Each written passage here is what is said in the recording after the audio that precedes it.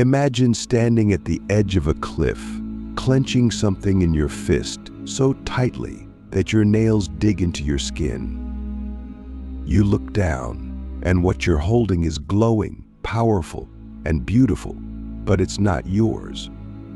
You know it, you feel it, and yet you just can't let go. That's where most of us are living, gripping tightly to things that don't belong to us. People, outcomes, status, control. And it's killing us from the inside out. Click subscribe to this channel to get more profound insights. We live in a world obsessed with possession. We are taught from an early age to chase, to acquire, to claim. But what we don't realize is how often we extend that mindset beyond physical things. We try to possess people's time, attention, admiration. We try to possess futures that haven't arrived or outcomes that were never promised. We even try to possess identities that don't belong to us, living as someone else's version of success. We want control. We want certainty. We want ownership over everything that touches our emotions. But here's the truth. Not everything that touches you belongs to you. Let's go deep. Why do we obsess over what's not ours?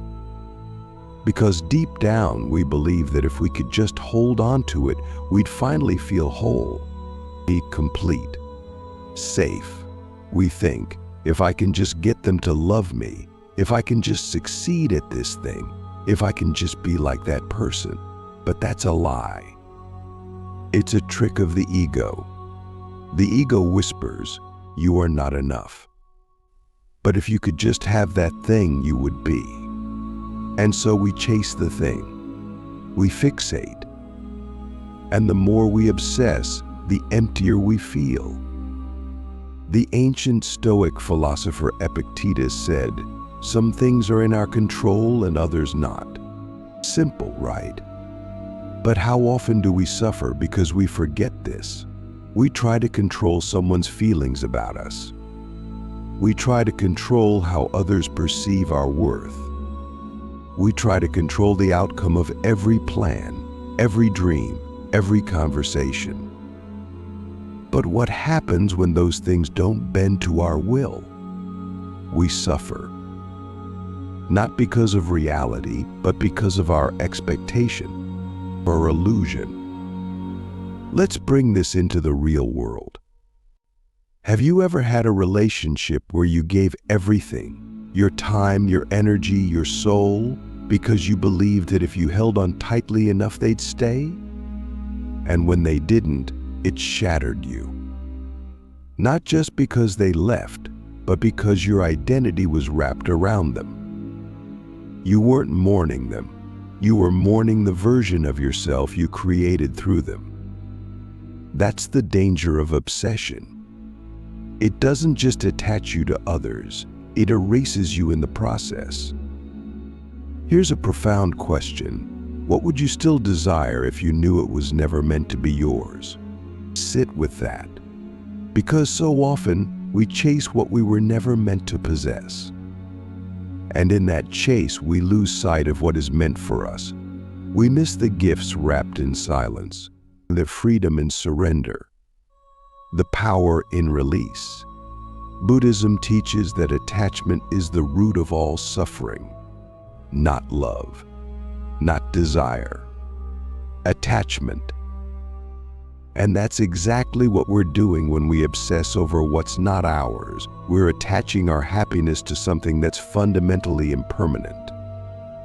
And then we're surprised when it slips through our fingers. It's like trying to hold water in your hands. The tighter you squeeze, the faster it escapes. You might think, but isn't desire natural? Isn't ambition good? Yes. But there's a difference between desire and obsession, between aim and addiction, between intention and attachment. Wanting something is human. Needing it to feel worthy is prison. and the line between the two is razor thin. Let's talk about control, because that's the currency of obsession. When we obsess, it's almost always because we feel out of control. We're afraid of loss, afraid of pain, or afraid of the unknown. So we try to micromanage reality. We rehearse conversations in our heads. We stalk social media. We overthink every move, every message, every look. But behind all of it is the same fear. If I don't control this, I'll lose something I can't live without. But here's the truth. Anything you believe you can't live without has already taken your freedom. You've already handed it over. And freedom, true freedom, is the ability to be at peace, even when what you want is out of reach. Marcus Aurelius, the philosopher emperor, said, "You have power over your mind, not outside events."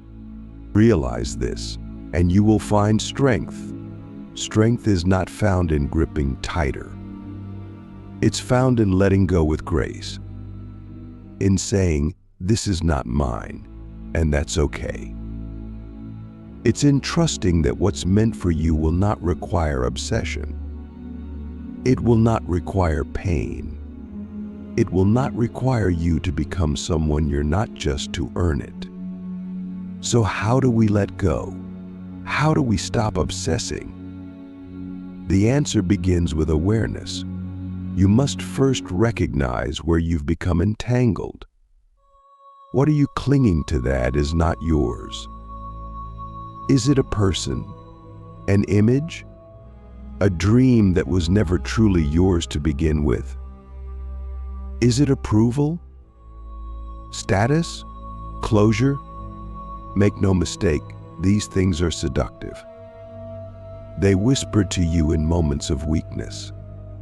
But once you see them clearly, you can begin to disarm their power. Next, you must reclaim your center. That means finding your worth independent of what you're chasing. Who are you without the outcome?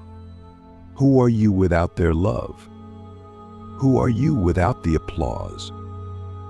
If your answer is nothing, then you've outsourced your identity to something external, and it's time to take it back. This is not easy work. It requires you to sit in discomfort, to grieve not just the loss of the thing, but the version of yourself that wrapped your worth around it. You must mourn the illusion. You must bury the fantasy. And in that mourning, you will find something sacred, clarity. Clarity that says, I am not this obsession. I am not this fear. I am not this need. You are deeper than your attachments. You are larger than your cravings.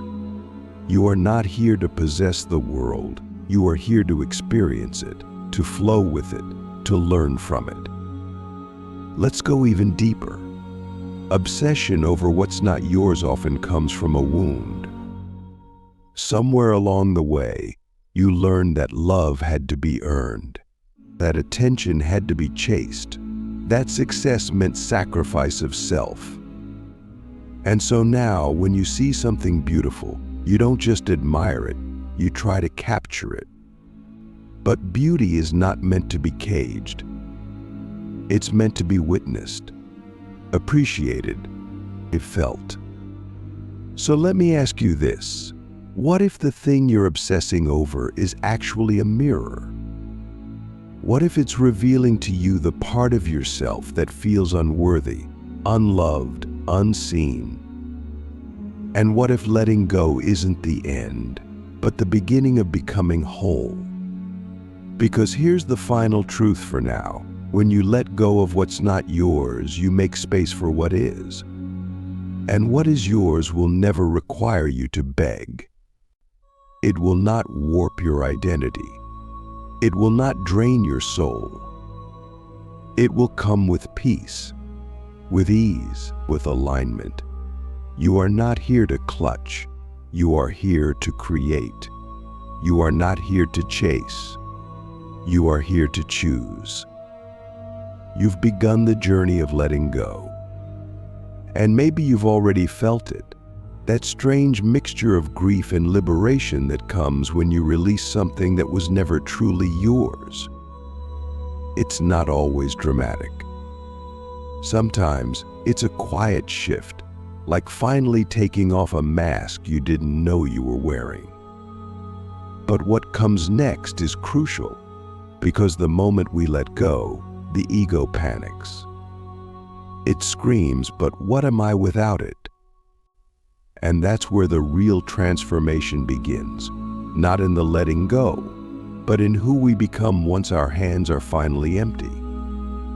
So let's go deeper. What happens when we stop clinging to what's not ours? Our identity starts to reconstruct itself, this time on solid ground. No longer built on borrowed dreams, unreciprocated love, or imagined futures.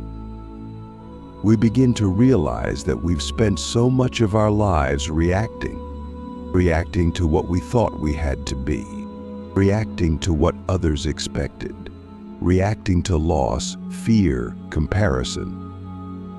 But there's a moment, a sacred, terrifying moment, where we stop reacting and start choosing.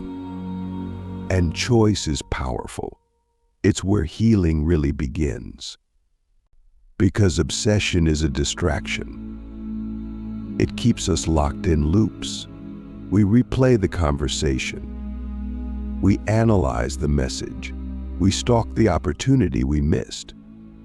But that's not reflection. That's rumination. It's a form of psychological self-harm. And it's addictive, because it gives us something to do with our pain. But healing doesn't come from doing, it comes from being, from sitting in the stillness, from facing the void we've been avoiding. Lao Tzu said, "When I let go of what I am, I become what I might be." That's not just poetic, that's ultimate freedom. Because the version of you that obsesses is the version that doesn't yet know its own power. But the version that lets go, that version is untouchable. Not because it doesn't feel, but because it feels everything without attachment. That's the difference. That's the shift. Let's talk about emotions for a moment. Because many of us confuse feeling deeply with holding tightly. We think that if we care, we must cling. But love doesn't require possession. Ambition doesn't require desperation. Grief doesn't require permanence. To feel something deeply is not to own it, it's to be present with it. And presence is not the same as obsession. Presence says, "I see you. I feel you. I honor you." Obsession says, "I need you. I must have you. I cannot exist without you." Do you see the difference? This is where mindfulness becomes a superpower. When we become aware of the moment we begin to spiral, when we catch ourselves reaching for what isn't ours, we create space. And in that space, we can choose again. We can breathe. We can pause. We can remind ourselves this is not mine to hold. And that's not weakness. That's wisdom. You see, obsession often masquerades as passion. But true passion is rooted in freedom, not fixation. Passion flows, it doesn't cling. It inspires, it doesn't imprison. So when you find yourself obsessing, ask, is this love or is this fear? Is this drive or is this desperation? Because obsession is always rooted in fear. Fear of not being enough. Fear of missing out. Fear of being alone. But fear cannot build a life worth living. Only truth can. And here's a radical thought. Maybe the reason we hold on to what's not ours is because we haven't yet made peace with emptiness. We're afraid of the space left behind when we let go. But space is not the enemy. Space is sacred. Space is where the real work happens. It's where creativity is born, where healing takes root, where new dreams begin to form.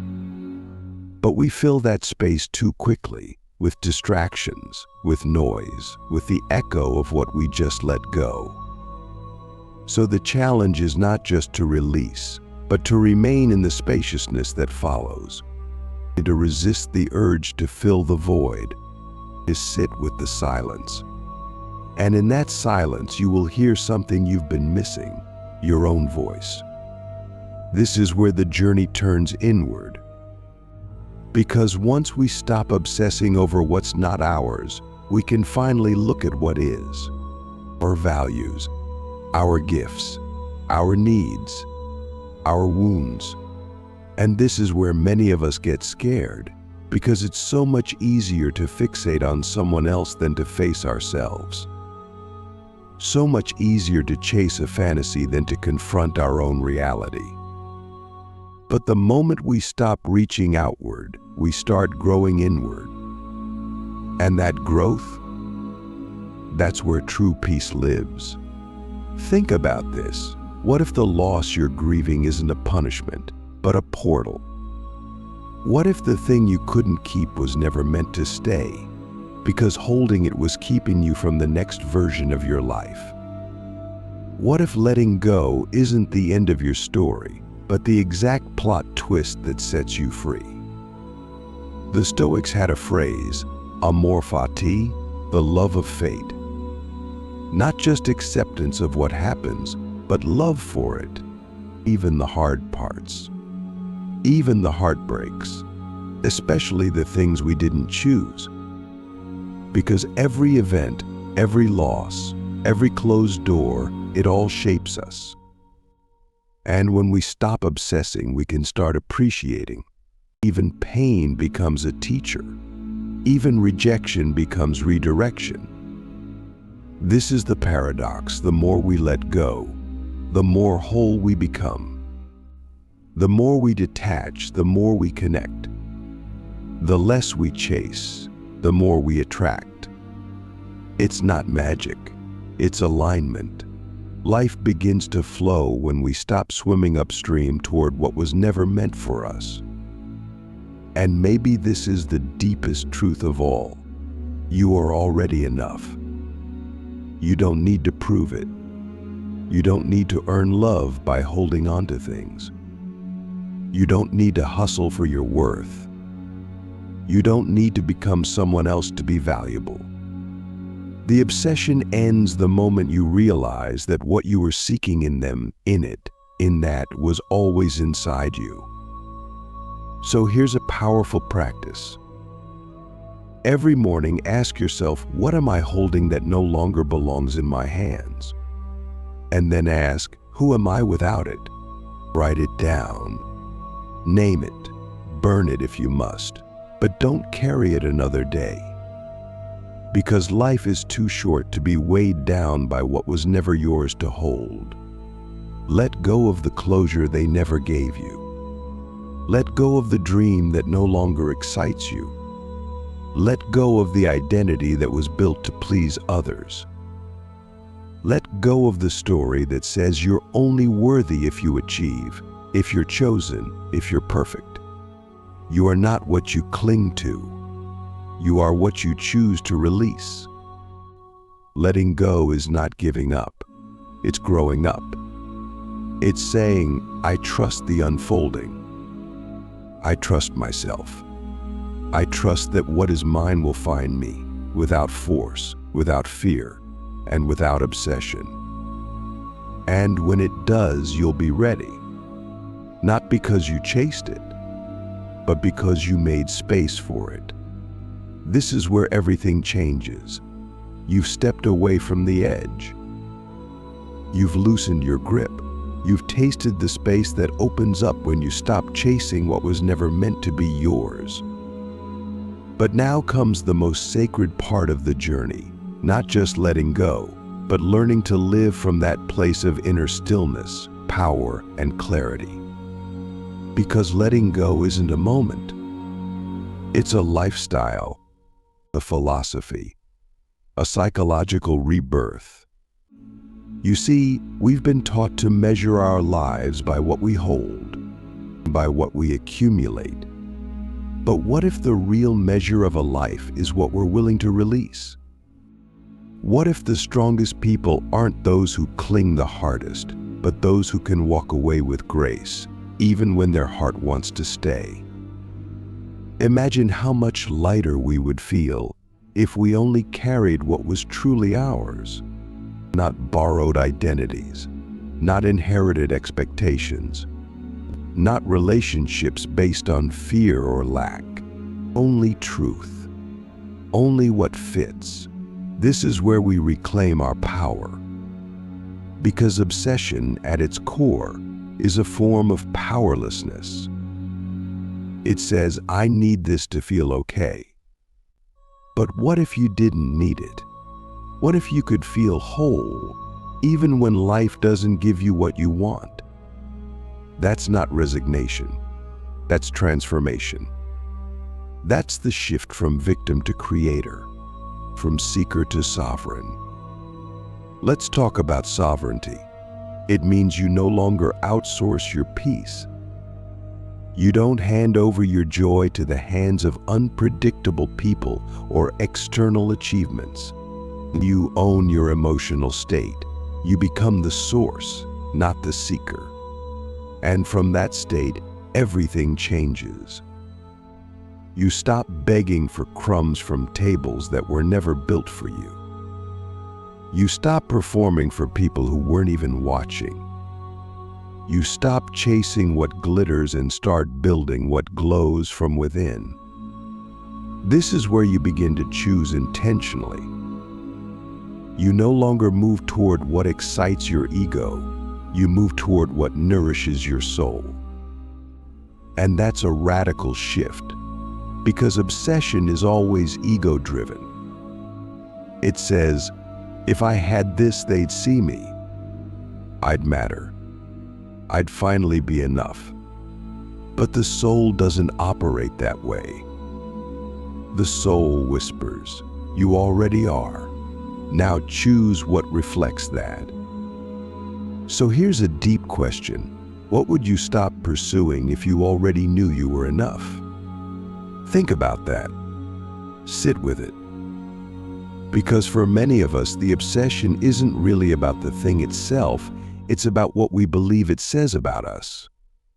We don't just want the relationship. We want to be chosen. We don't just want the job. We want to feel successful. We don't just want the body. We want to feel worthy of love. But those feelings can't be bought. They can't be borrowed. They can't be begged for. They must be built inside, cultivated, claimed. Let's go even deeper. When you stop obsessing over what's not yours, you begin to experience a new kind of freedom, the freedom to be present.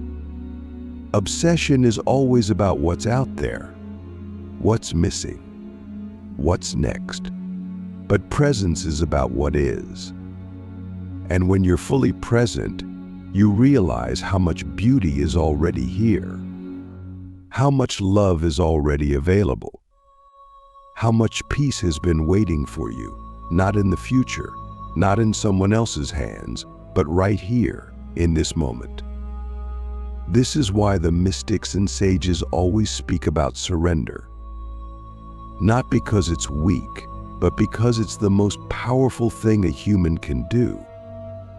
When you surrender, you're not giving up, you're giving over. You're saying, I trust life. I trust timing. I trust that what is for me will not pass me. And from that trust, you stop grasping. You start receiving. You stop chasing. you start aligning. The Tao Te Ching says, "When I let go of what I want, I receive what I need." That's not just philosophy. That's experiential truth. You felt it. Those moments when you finally released the fixation and something better came in. Not always immediately. Not always in the way you expected. But it came because you made room. So let's talk about space again. Because now the question becomes, what will you fill the space with? Once you've let go of what's not yours, what do you invite in? You invite in peace, purpose, play, real connection, creative flow. The kind of love that doesn't come with conditions. The kind of success that doesn't cost your soul. The kind of life that feels true, not curated, not forced, but deeply aligned. You also begin to look at your past differently. You stop seeing it as a series of mistakes and missed opportunities and start seeing it as a perfect training ground. Every obsession taught you where you were still seeking external validation. Every heartbreak showed you where you had abandoned yourself. Every rejection redirected you towards something more true. And in that realization, you stop being ashamed of your story. You start honoring it. Not because it was easy, but because it woke you up. And waking up is the point. Because most of us sleepwalk through life, hypnotized by the next thing we think we need. But awakening means you see clearly. You see the illusion. You see the game. And once you see it, you can't unsee it. That's why this journey, this letting go, isn't just psychological. It's spiritual. It's the moment you stop being a character in someone else's story and start writing your own.